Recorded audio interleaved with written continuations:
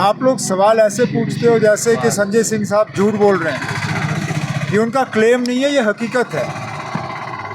बदकिस्मती से जब कभी ये होता है, बार बार मीडिया के तरफ से, टेलीविज़न चैनलों के तरफ से, अखबारों के तरफ से ये बात आती है कि हम क्लेम करते हैं। ये क्लेम नहीं है ना, ये सच्चाई है।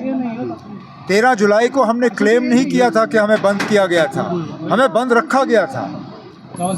हमने 14 जुलाई को क्लेम नहीं किया था कि हमारे साथ हाथापाई हुई, धक्के मारे गए। ये हकीकत है और आज भी हकीकत है। संजय सिंह साहब को बंद रखा गया है। किस वजह, ये वही लोग बता सकते हैं जो इस फैसले के पीछे हैं। बार बार जो है इसी तरह की हरकतें की जा रही हैं।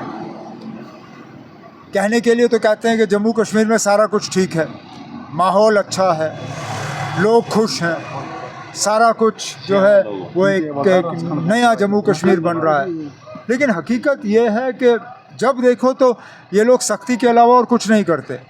इन्होंने सख्ती हमारे साथ की, इन्होंने गलत कानून इस्तेमाल किया है महराज मलिक को गिरफ़्तार करने के लिए। गिरफ़्तार करने का कोई वजह नहीं।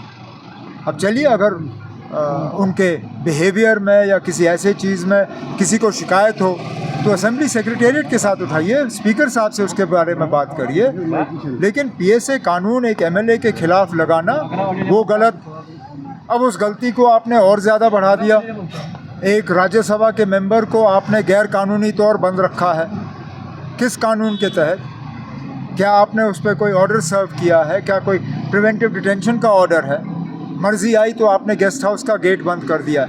ये ठीक बात नहीं है ना।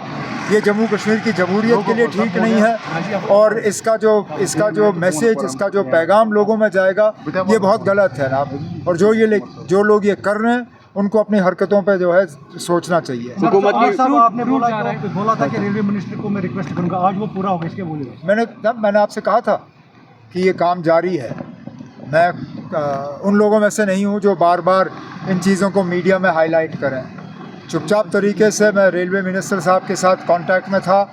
रेलवे डिपार्टमेंट के साथ मेरे सेक्रेटेरिएट के अफसर जो हैं वो लगातार कांटेक्ट बनाए रखे हुए थे। एग्रीकल्चर प्रोडक्शन डिपार्टमेंट और ग्रोअर्स के तालमेल के साथ आज ये मुमकिन हुआ कि 2 रेक जो हैं उनको कार्गो के लिए इस्तेमाल किया जा रहा है। ये आज हमारी मजबूरी बनी है, लेकिन आगे जाके मैं तो यही चाहूँगा कि एक रेगुलर फीचर बने। जिन लोगों को बाय रोड अपना सामान भेजना होगा वो बाय रोड भेजें, लेकिन हम तो चाहेंगे कि स्पेशल कार्गो ट्रेन जो हैं वो लगातार यहाँ से चलें, जिनमें रेफ्रिजरेटेड कंटेनर्स हों, जिसमें कि हमारा मेवा जा सके और जो ज़रूरत की चीज़ें हमें जम्मू कश्मीर से बाहर जो हमें लाना होगा वो हम ट्रेन के ज़रिए लाएँ। सर, हुकूमत की मजबूरी से हम बखूबी वाकिफ़ हैं, लेकिन ऐसे में जो महराज मलिक की कानूनी लड़ाई होगी तो उसमें क्या रोल रहेगा? कोई मैंने उनके वालिद साहब से मुलाकात की, बैठा, मैंने उनसे बात की और मैंने उनको यकीन दिलाया कि हमारे तरफ से जो भी मदद चाहिए होगी हम देने के लिए तैयार हैं। मेरा उनकी पार्टी को ये मशवरा होगा कि देखिए ना, पीएसए कानून इस मुल्क में और कहीं लागू नहीं है। आप अगर बाहर से वकील लाओगे उसको ये कानून समझने में भी वक्त लगेगा। हम मदद करने के लिए तैयार हैं। मैंने कुछ वकीलों से बात की है, वो वकील जो हैं इनका केस लड़ने के लिए तैयार हैं।